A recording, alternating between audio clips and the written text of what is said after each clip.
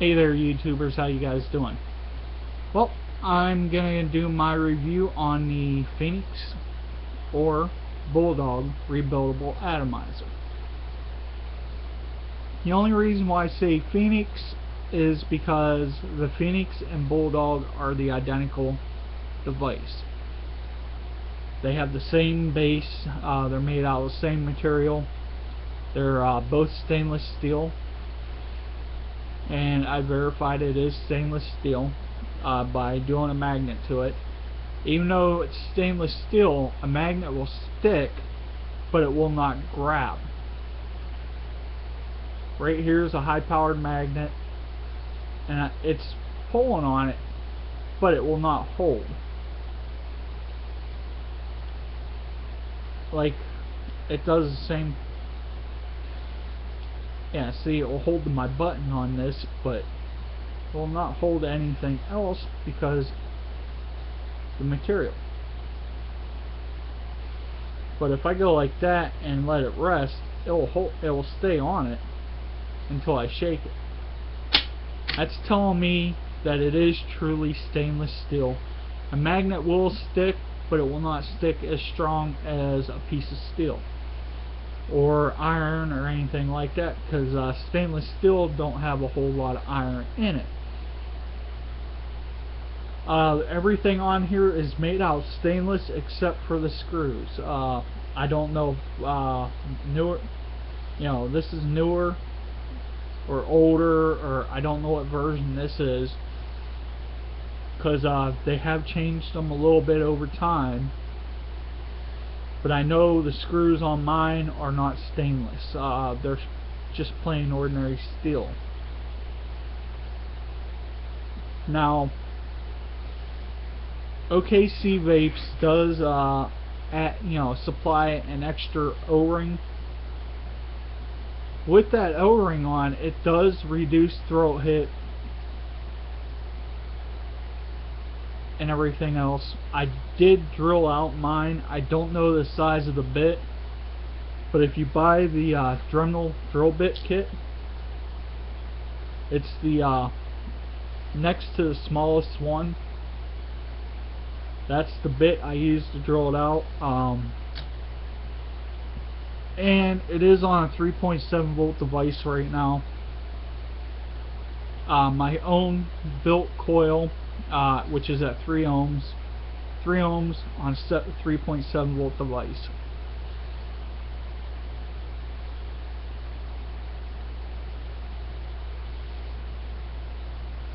The throat hit, even though I have opened up that hole a little, the throat hit is still pretty good. The taste is really good. Not a whole lot of vapor on the lower voltage, because the coil I built is 3 ohm, but it's doable. Now I'm going to put it on my Ego C Twist by Joytech, and I got it set at 4.6 volts.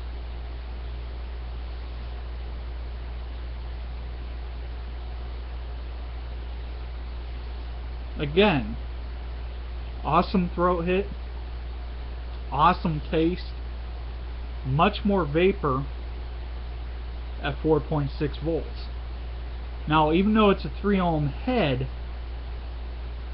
anything above 4.6 starts tasting burnt. Now, I have used this for a week. Matter of fact, I got it last Friday. I really do like this atomizer. If I put a juice in it that I cannot get out of it, all I do is remove the coil, build another coil, throw it in. Now, rebuilding the coils on this is kind of hard with the wick and the gauge wire I've got. I got 3mm silica wick. For the Bulldog, I recommend a 1.5 to 2mm wick, silica wick, with a 32 gauge Kenthal wire. Right now I'm using 3mm silica wick with 32 gauge. That's why it's such a high ohm. 4 wraps, it's 3 ohms. Now I could probably do the exact same thing and get about 2 to 2.4 ohms with the 32 gauge Kenthal wire. But I'm not gonna pull this wick because the flavor I have in it right now can be transferred out of it. The first flavor I put in it, no matter what you do, it stays on the wick. You could soak it overnight, boil it, do whatever you want to the wick. It would stick in that wick. Now I want to throw another flavor in that I know the flavor of, and I've vaped, quite a bit. And that's my Sweet Tart DIY. Matter of fact, I have vaped what you see out of this bottle. It's just a little below my little tag that I put on mine. Every bit of that has been vaped in this. I'm not, I like using atomizers. I like using them for trying flavors and everything else. But I like the ability to be able to rebuild it if you get a flavor that you can't get out of it, or anything like that. Like my everyday vape, I have in 2 tanks. I've been going back and forth between the 2 tanks. If you guys have seen my pre-reviews, as I'm going to start doing, you guys know I got the Kanger T2 now. Matter of fact, that has turned into my main vaping device with my Joytech Ego C Twist. Now I do vape this every day on my 3.7 volt device. It works really good with a self-made head, self-made coil, and it actually isn't too bad. I mean, the vapor ain't as good as it is at 4.6 volts, but 3 ohm, 3.7 volts, it's vaping pretty damn good.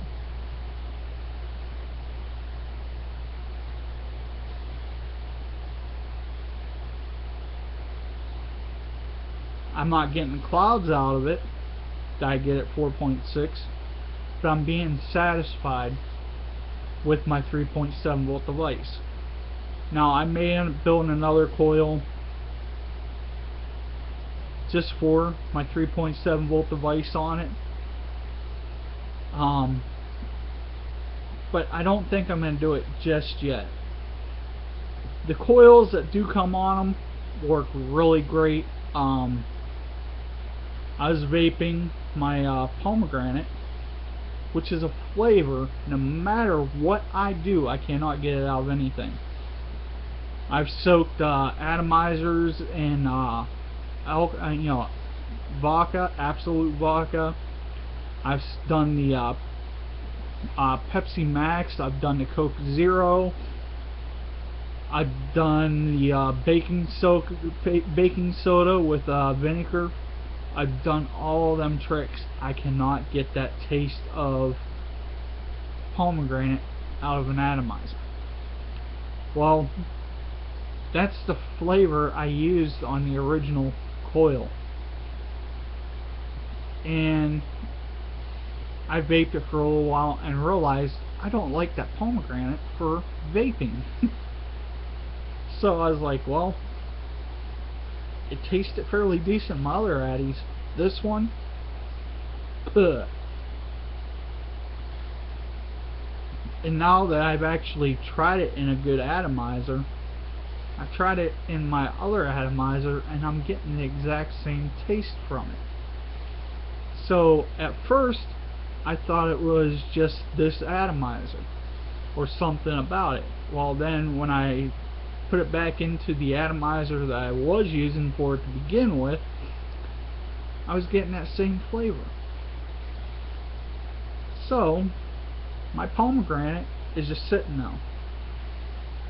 Same thing with a lot of flavors I've made. I made juicy fruit, Mountain Dew.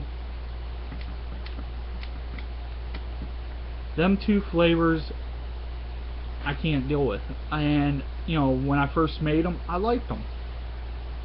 I think that's what it was with pomegranate. When I first made it, it wasn't bad. I vaped it. You know, I vaped about 1.5 mils of it.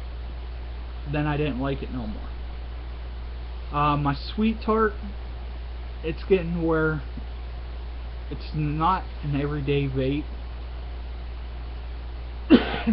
That's why I'm going to just use it in this atomizer, because it's not an everyday vape for me. It is good for an occasional vape. And with this atomizer, I don't have to worry about, okay, do I have juice in this thing?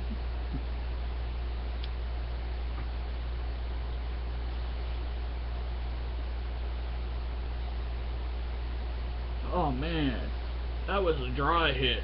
Damn. No, all I gotta do with this is check. If I see that wick is wet, I know it's good to vape. No double checking to see if it needs a couple of drops or not, or taking a hit and being like, oh man, that's a dry hit. There's none of that with this Addy. And the best thing is, you pop a coil, pull it apart, pull that pop coil out, put a new one in, and keep going. Well, I do recommend it. The throat hit, the flavor, the taste, all top notch. I really like it. It's one of my favorite atomizers. I have 3 other atomizers besides that. I've retired my favorite atomizer. My favorite atomizer, believe it or not, is the Vision 2.8 ohm, which is reading 3.1. I retired that atomizer. That atomizer I use for all my flavor tests and everything. I've retired it, and this is now my new every flavor testing, everything. I get better flavor, better throat hit and everything out of this than I do at any other atomizer I have. I have the Vision. I don't know what the brand of the other one, and I have a Joytech 3 ohm. Of them 3, I have 1 low res, 2 they're, you know, high res. I run all of them, and this is my favorite one. I use it all the time now. If I want to try flavor, not hard to clean out. It's like cleaning a VV Nova head. You just open it up, run it under hot water, dry burn it, and if you pop a coil dry burn, replace the coil and keep going. That makes this so much nicer and so much easier. You don't have to worry about, okay, if I dry burn this a couple of times, am I going to pop the coil? You pop the coil on this, oh well, rebuild it and keep going. In the long run, you know, I think it was 18 something with shipping. For that price, you could get 3 regular atomizers, but them 3 regular atomizers, you're probably looking at having to buy a new one within at least 2 to 3 months. This one here, you don't have to look at buying a new one. If something happens to the coil, you pull it out, rebuild one, throw it back in, you're good to go. Well, that's all I have to say about it. Thanks for watching Vape On, and catch you later.